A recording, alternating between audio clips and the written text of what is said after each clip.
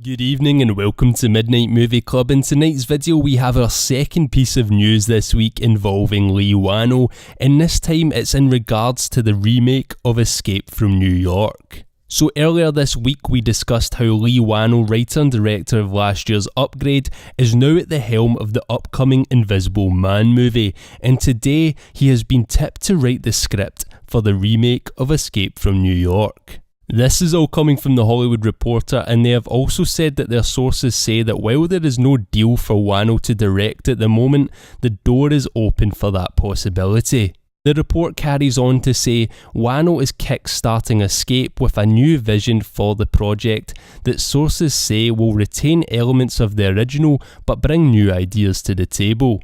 One of Whannell's goals is to avoid the bloated tentpole remake path that afflicted the reboots of other 1980s era movies such as RoboCop and Total Recall. This is music to my ears. I really hope with the remake they are able to keep all of what made the original special while building and expanding on things that could have had a little more attention in the original. Also, I'd love Carpenter to come back and do the score for this, much like he done with last year's Halloween. For me, the updated and revamped score was the best part of that movie, so I'd love for him to return on this one as well and add some sauce to the original soundtrack, which is a masterpiece.